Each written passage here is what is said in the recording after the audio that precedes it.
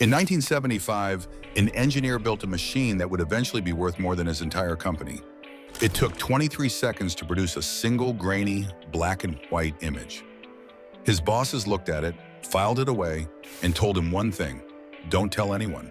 37 years later, that company filed for the largest industrial bankruptcy in its state's history, killed by the exact machine it had built and buried in its own basement.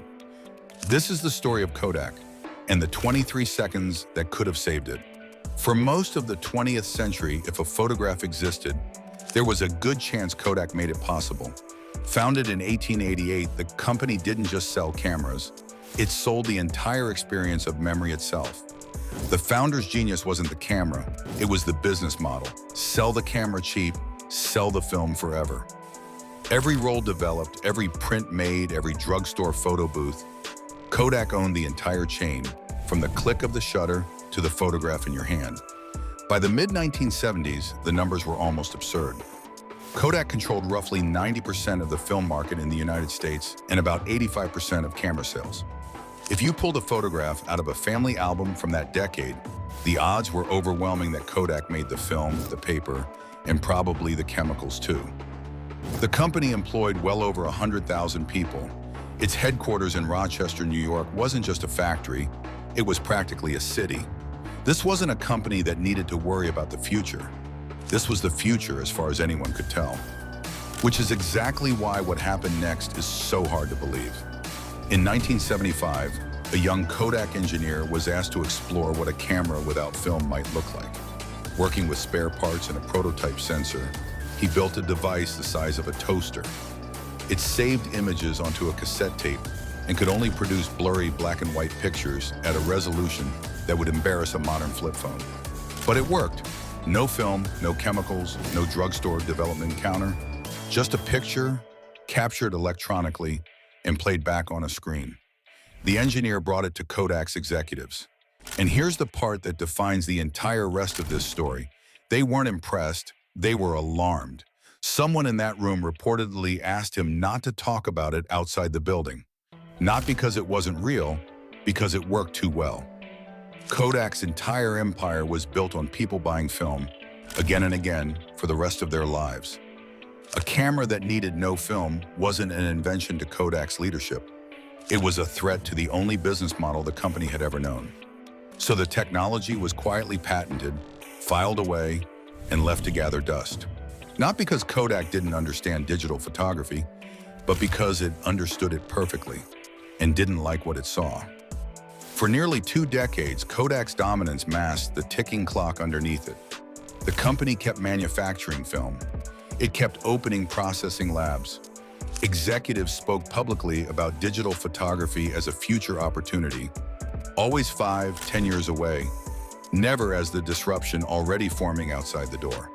By the mid to late 1990s, Kodak's market value peaked somewhere between 28 and 31 billion, depending on the exact year you look at. On paper, everything looked fine, but competitors, some of them companies Kodak barely paid attention to, were shipping consumer digital cameras that ordinary people could actually afford, and they weren't asking anyone's permission to disrupt a business model because they didn't have one to protect.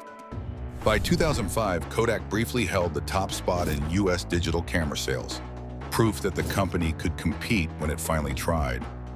But margins on digital cameras were a fraction of what film once delivered, and the rest of the business was collapsing under the weight of factories, chemical plants, and tens of thousands of jobs built for a world that no longer needed them. Then came the final blow nobody at Kodak saw coming from an unexpected direction: the smartphone. Cameras didn't just go digital, they disappeared into a device everyone already carried. By 2010, Kodak's share of the US digital camera market had fallen into single digits. The company that once owned the entire act of taking a photograph now barely participated in it at all. In January 2012, Eastman Kodak filed for Chapter 11 bankruptcy. Court filings showed roughly $5 billion in assets against nearly $7 billion in liabilities. A company that once employed close to 150,000 people now had a workforce a fraction of that size. Among the assets it tried to sell off to survive were over 1,000 digital imaging patents. the very technology it had invented and buried decades earlier. Here's what makes Kodak's story different from a simple tale of a company being blindsided by new technology. Kodak wasn't blindsided. It built the disruption itself in 1975 inside its own walls. It had almost a 40-year head start on every competitor that eventually put it out of business. The failure wasn't a failure of invention. It was a failure of incentive. Every executive in that room in 1975 was being paid, promoted, and measured on how much film Kodak sold. Nobody in that system was rewarded for killing the golden goose, even when they could see with their own eyes that someone else eventually would.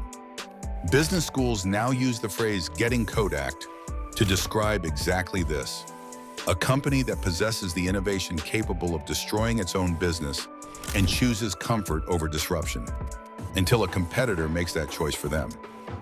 Kodak still exists today in a much smaller form, focused on commercial printing rather than cameras.